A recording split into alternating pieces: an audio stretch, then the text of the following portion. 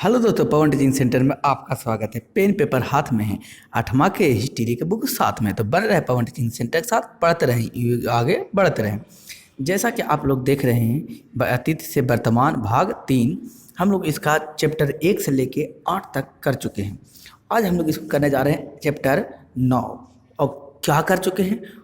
Objective प्रश्न, लघु उत्तरीय प्रश्न और दीर्घ उत्तरीय प्रश्न 1 से कै तक 8 तक कर चुके हैं। आज हम लोग करने जा रहे हैं अध्याय 8 यानी अध्याय 9 यानी चैप्टर 9 का महिलाओं की स्त्री एवं सुधार के ऑब्जेक्टिव क्वेश्चन, लघु उत्तरीय, दीर्घ उत्तरीय या फिल इन द ब्लैंक, चाहे कोई भी किसी भी प्रकार का क्वेश्चन हो, सारा हम लोग करेंगे। इसलिए कहते हैं पढ़ लो चाहे कहीं से, प्रश्न बनेगा यहीं से, कौन सी पीटी से। दोस्तों, यदि आपको अच्छा लगेगा तो वीडियो को लाइक कीजिएगा, चैनल पर पहली बार हैं तो चैनल को सब्सक्राइब कीजिएगा और दोस्तों के साथ शेयर करना बिल्कुल नहीं भूलिएगा। तो देर न करते हैं, चलते हैं प्रश्न की ओर। क्या है प्रश्न सर? जो देखते हैं।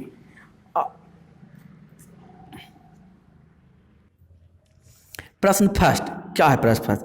स्त्रियों की असमानता की स्थिति पर पहली बार किसके द्वारा प्रश्न चिन्ह लगाया गया? कह रहा है कि स्त्रियों की असमानताओं की स्थिति पर पहली बार किसके द्वारा प्रश्न चिन्ह लगाया गया? ऑप्शन नंबर क, अंग्रेजों द्वारा। ऑप्शन नंबर ख, भारतीय शिक्षकों द्वारा। ऑप्शन नंबर ग, महिलाओं के द्वारा। और ऑप्शन नंबर घ, निम्न वर्ग के प्रणांतों द्वारा। तो किसके द्वारा सबसे पहले प्रश्न उठाया गया जी असमानता, स्त्रियों की असमानता के विरुद्ध? अंग्रेज के द्वारा। किसके द्वारा? अंग्रेज के द्वारा। पढ़ लो चाहे कहीं से, प्रश्न तो बनेगा यहीं से, कौन सी पीटी से।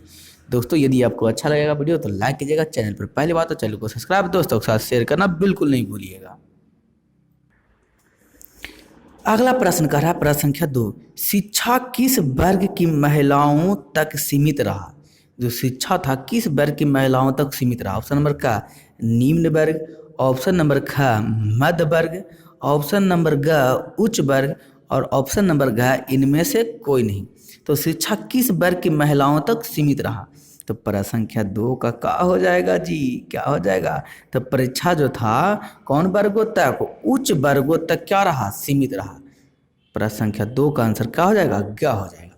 चलते हैं आगे प्रश्न संख्या 3 की ओर। क्या करा? 3 प्रश्न क्या? कानून के द्वारा सती प्रथा का अंत कब हुआ? क्वेश्चन करा, ध्यान से फिर से सुनिएगा। कानून के द्वारा, मेन इंपोर्टेंट एकदम क्वेश्चन है, सती प्रथा का अंत कब हुआ? कब हुआ? ऑप्शन नंबर का 1826 में। ऑप्शन नंबर ख 1827 में। ऑप्शन नंबर ग 1828 में। और ऑप्शन नंबर घ 1829 में। तो कानून के करा कि कानून के द्वारा सती प्रथा का अंत कब हुआ? ऑप्शन नंबर क्या हो जाएगा? घ 1829 में। प्रश्न संख्या 3 का क्या हो जाएगा जी? घ हो जाएगा। आगे चलते हैं प्रश्न संख्या 4। क्या करा प्रश्न संख्या 4? तो याद रखिएगा, एकदम बहुत इंपॉर्टेंट प्रश्न है, बहुत बार पूछता। सती प्रथा का अंत, तो बोलते सती प्रथा क्या था? सती प्रथा था, मान लीजिए कोई किसी का हस्बैंड है और किसी का वाइफ है। ये मान लीजिए पति है, आई पत्नी है। अगर पति मर गया तो पति को भी साथ साथ जला दिया जाता था। इसी को कहते थे सती प्रथा। यानी पति मर गया तो पति के साथ साथ किसको जला दिया जाता था? पत्नी को जला दिया जाता था। इसे सती प्रथा कहलाता था। ऑप्शन नंबर का कब खत्म हुआ था? 1829 में खत्म किया था, अंग्रेजों के द्वारा सती प्रथा खत्म किया गया था। प्रश्न संख्या 4, कि विधवा पुण्य विवाह के प्रति किसने अपना जीवन समर्पित कर दिया? विधवा पुण्य विवाह के प्रति, विधवा पुण्य विवाह है पहले कोची? ऐसा पति जिसका जो, ऐसा पत्नी, ऐसा स्त्री जिसके पति क्या हो गए, ऐसा स्त्री जिसके पति मर गए हैं, उसको कहा जाता है विधवा। जिसके पति मर चुके हैं उसे क्या कहा जाता है? विधवा कहा जाता है। तो कह रहा विधवा पुण्य विवाह। विधवा पुण्य विवाह यानी कि मर गए हैं तब तो अब तो वो भी मन नहीं जाएगा, क्योंकि सती प्रथा को क्या हो गया? अंत हो गया है। जब सती प्रथा का अंत हो गया तो उसको भी शादी होगा। तो इसी को कहते हैं फिर से दोबारा शादी करने के लिए यही क्या कहते हैं? विधवा पुण्य। पुण्य मतलब फिर से, पूर्व विवाह। तो विधवा पुण्य विवाह के प्रति किसने अपना जीवन समर्पित कर दिया?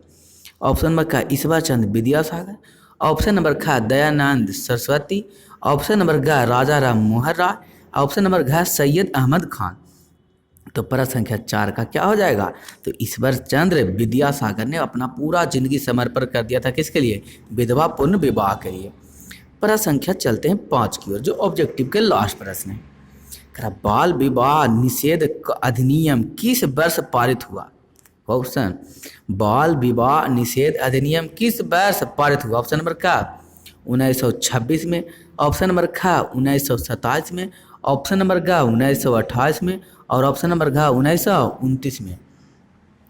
अगर आप जानते हैं तो नीचे लिख के कमेंट बॉक्स में क्या दीजिए, बोल दीजिए, बता दीजिए कि कौन होगा। तो क्या है क्वेश्चन? बाल विवाह निषेध अधिनियम किस वर्ष लागू हुआ? तो जिस वर्ष कानून सती प्रथा का अंत हुआ उसी वर्ष उसी डेट में सती प्रथा का अंत कितना हुआ? 1829 में। 1 साल बाद 100 साल बाद 1929 में कौन हो गया? बाल विवाह निषेध कानून। बाल विवाह निषेध कानून मतलब अब बालक 18 साल के लड़की नीचे रहेगी उसका शादी नहीं होगा, यानी उसी को कहते हैं बाल विवाह निषेध कानून। कौन देने योग्य बात? ध्यान देने योग्य बात। पढ़ लो चाहे कहीं से, प्रश्न बनेगा यहीं से। कौन टीसी? पीटीसी। दोस्तों यदि आपको वीडियो अच्छा लगा तो वीडियो को लाइक कीजिएगा, चैनल पर पहली बार है तो चैनल को सब्सक्राइब कीजिएगा, दोस्तों के साथ शेयर करना बिल्कुल नहीं भूलिएगा। चलते हैं, आइए देखें, आइए विचार करें।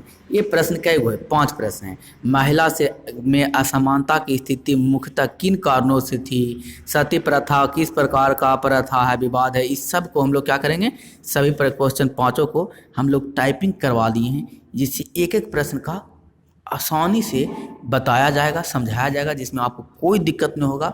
इसलिए तो कहते हैं पढ़ लो चाहे कहीं से, प्रश्न बनेगा यहीं से। यहाँ पर से आपको सब करने का बहुत अच्छा मौका मिल रहा है, जिससे आसानी से आप क्या कर सकते हैं, सब भी कर सकते हैं। जैसा दिखाई दे रहा हो पहला प्रश्न, महिलाओं में असमानता की स्थिति मुख्यतः किन कारणों से थी? उत्तर, धर्म और संस्कृति के नाम पर महिलाओं के साथ भेदभाव किया जाता था, उन्हें शिक्षा में से वंचित रखा जाता था, रूढ़िवादी एवं संकुचित विचारधारा केवल शिक्षा के द्वारा समाप्त की जा सकती थी। अंततः सामाजिक सुधारकों ने महिला शिक्षा पर बल दिया। कौन सुधारकों ने? सामाजिक सुधारकों ने किस पर बल दिया? महिला शिक्षा पर बल दिया। अशिक्षित व्यक्ति अपने अधिकारों के लिए आवाज नहीं उठा सकता था।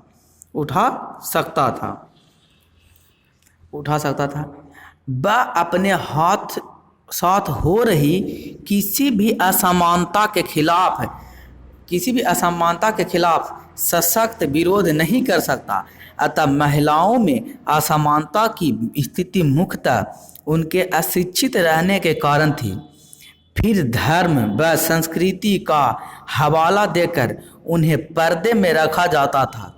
वे सामाजिक जीवन में भाग नहीं ले सकती थी। विधवाओं को दोबारा विवाह करने की इजाज़त नहीं थी।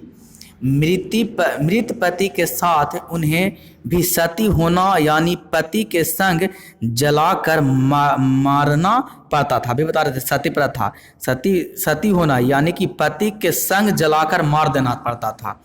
और महिला शिक्षित नहीं थी, इसके कारण कुछ बोल भी नहीं पाती थी, और साथ ही साथ मर भी जाती थी पति के सिवा। सोचिए, पढ़ लो चाहे कहीं से, प्रश्न बनेगा यहीं से। कौन टीसी? पीटीसी। दोस्तों इसलिए कहें हम खास करके तो महिला तो कहेंगे, सोचिए कि इस समय क्या लगता होगा जब सती प्रथा चलता था, तो शिक्षित नहीं रहने के कारण पति अगर मर जाता था पति के साथ उसको भी जला दिया जाता था। सोचिए उसमें क्या उस महिला पर बीतता था। और पत्नी भी क्या थी, खुशी खुशी मर जाती थी, जल जाती थी साथ, क्योंकि उसको लगता था कि कुछ तो है, ये नहीं मर गया तब हम किसके साथ रहेंगे, क्या मेरा कोई नहीं है। इसको रोकने के लिए शिक्षित होना कितना जरूरी है आप सोचिए। इसलिए कहते हैं अगर लड़की आप हैं तो एकदम आपको बहुत ज़रूरी है पढ़ना। बाकी लड़का लोग तो पढ़ भी करता है। अगर आपको वीडियो अच्छा लगा तो वीडियो को लाइक कीजिएगा, चैनल पर पहली बात तो सब्सक्राइब कीजिएगा, दोस्तों के साथ शेयर करना बिल्कुल नहीं भूलिएगा। प्रश्न संख्या 2 क्या करा? सती प्रथा पर किस प्रकार का विवाद रहा? सती विरोध एवं सती समर्थन विचारों को लिखें। उत्तर, 19वीं शताब्दी के हिंदू समाज में विधवा महिलाओं को अपने जीवन में भारी कष्ट का सामना करना पड़ता था, जिसमें सबसे कठोर सती प्रथा थी। इसमें विधवा को उनके पति के साथ साथ चीता पर बांधकर जिंदा जला दिया जाता। सोच लीजिए सती प्रथा में क्या होता था, चीता में बांध देता था, जिंदा जला दिया जाता था। इसी बात को ध्यान में रखकर सती प्रथा का विरोध प्रारंभ हुआ। दुर्भाग्यवश कुछ लोग समझते थे कि इस अमानवीय परंपरा को धार्मिक मान्यता प्राप्त थी, जबकि वास्तव में यह विधवा स्त्रियों को संपत्ति एवं उत्तराधिकारी के अधिकारों से वंचित करने का एक उपाय था। यानी कि क्या था, अगर मर जाएगा तो इसका संपत्ति सब है जो क्या हो जाएगा, खत्म हो जाएगा, दूसरा कोई ले लेगा। मेन इसका उपाय यह था। जहां सती प्रथा के विरोध महिलाओं के साथ हो रही बर्बरता को बंद करवाना चाहते थे, वही सती समर्थन धर्म के नाम पर इन प्रथा को अपने निजी स्वार्थ के लिए जारी रखने के पक्ष में थे। पर अंततः राजा राम मोहन राय ने प्रयासों से अंग्रेजों ने 1829 में कानून बनाकर सती प्रथा का क्या कर दिया, अंत कर दिया। तो किसने सती प्रथा का अंत करने का श्रेय जाता, राजा राम मोहन राय को। कब, 1829 में। कौन देने योग्य बात, ध्यान देने योग्य बात। कौन लर है, क्लियर है, पढ़ लो चाहे कहीं से, प्रश्न तो बनेगा यहीं से। कौन टीसी, पवन टीचिंग सेंटर। अगर दोस्तों यदि आपको अच्छा लग रहा होगा वीडियो को लाइक कीजिएगा, चैनल पर पहली बार है चैनल को सब्सक्राइब कीजिएगा और दोस्तों के साथ शेयर करना बिल्कुल नहीं भूलिएगा। चलते हैं प्रश्न संख्या कितने की ओर, 3 की ओर। क्या कह रहा प्रश्न संख्या 3, जो देखते हैं। कह रहा राजा राम मोहन राय के द्वारा महिलाओं से संबंधित किस समस्या के खिलाफ आवाज उठाया गया। अभी पढ़े राजा राम मोहन राय के किस तरीके से उठाएगा। उत्तर, राजा राम मोहन राय आधुनिक युग के प्रोन्नत थे। उन्होंने ब्रह्म सभा और ब्रह्म समाज जैसे संगठन स्थापित किए। ब्रह्म समाज संगठन के द्वारा महिलाओं को स्थिति में सुधार की प्रक्रिया अपनाई गई, जैसे सती प्रथा पर रोक, महिलाओं की शिक्षा पर बल, विधवा पुनर्विवाह को प्रोत्साहन, अंतर्जातीय विवाह को समर्थन, बाल विवाह का विरोध इत्यादि। समाज में स्त्रियों की स्थिति सुधारने के लिए उन्होंने अथक प्रयास किया, शिक्षा के प्रसार के लिए कार्य किए एवं संपत्ति का उत्तराधिकारी महिलाओं को मिला, इसके लिए आंदोलन किए। कौन देने योग्य बात, ध्यान देने योग्य बात। पढ़ लो चाहे कहीं से, प्रश्न बनेगा यहीं से। कौन टीसी, पीटीसी। दोस्तों यदि वीडियो अच्छा लगा तो वीडियो को लाइक कीजिएगा, चैनल पर पहली बार तो चैनल को सब्सक्राइब कीजिएगा, दोस्तों के साथ शेयर करना बिल्कुल नहीं भूलिएगा। चलते हैं प्रश्न संख्या कितने की ओर, 4 की ओर। क्या करा प्रश्न संख्या 4। ईश्वर चंद विद्यासागर के महिला सुधार में योगदान की चर्चा करें। उत्तर, प्रसिद्ध समाज सुधारक ईश्वर चंद विद्यासागर के नेतृत्व में विधवा विवाह के पक्ष में आंदोलन चलाया गया। इसके लिए उन्होंने प्राचीन ग्रंथ का हवाला दिया। ऐसे करते हुए वह वास्तव में ऐसा सामाजिक प्रचलन को समाप्त करना चाहते थे जिस पर धर्म की मुहर लगा दी गई थी। राजा राम मोहन राय की तरह ईश्वर चंद विद्यासागर ने भी धर्म के वास्तविक रूप को इन सुधारकों का आधार बनाने का प्रयास किया, ताकि ये सामाजिक बदमाश धर्म विरोध नहीं लगे। राजा राम मोहन राय की तरह ईश्वर चंद विद्यासागर ने भी धर्म के वास्तविक रूप को इन सुधारकों का आधार बनाने का प्रयास किया, ताकि ये सामाजिक बदलाव धर्म विरोधी नहीं लगे। ईश्वर चंद विद्यासागर के द्वारा विधवा पूर्ण विवाह को मान्यता प्रदान करने का श्रेय दिया जाता है। अंग्रेज सरकार ने इनके सुझाव नहीं, यहाँ पर टाइपिंग मिस्टेक है, कोई दिक्कत नहीं, सुझाव को मानते हुए वर्ष 1856 ईस्वी में 56 में विधवा विवाह के पक्ष में एक कानून पारित कर दिया। ईश्वर चंद विद्यासागर के प्रयासों के कारण ही बाद में एज ऑफ कंसेंट यानी कि सहमति आयु विधेयक कानून लागू हुआ, जिसके परिणाम स्वरूप बाद में नेटिव मैरिज एक्ट पारित हुआ। इसके तहत लड़कियों के लिए विवाह की न्यूनतम आयु 14 वर्ष एवं लड़कों के लिए 18 वर्ष कर दी गई। कौन देने योग्य ध्यान देने योग्य बात, पढ़ लो चाहे कहीं से, प्रश्न बनेगा यहीं से, कौन से पीटी से। दोस्तों यदि आपको वीडियो अच्छा लगता है वीडियो को लाइक कीजिएगा, चैनल पर पहली बार तो चैनल को सब्सक्राइब कीजिएगा और दोस्तों के साथ शेयर करना बिल्कुल नहीं भूलिएगा।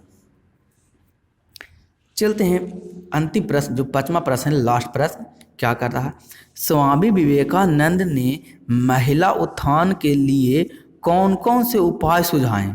उत्तर, स्वामी विवेकानंद ने महिला उत्थान के लिए महिलाओं की अशिक्षा को जिम्मेदार माना। उन्होंने महिलाओं को शिक्षित करने के लिए प्रेरित किया। शिक्षा के प्रसार से ही वह महिलाओं की गरिमा को बनाए रखना चाहते थे, जिससे भारतीय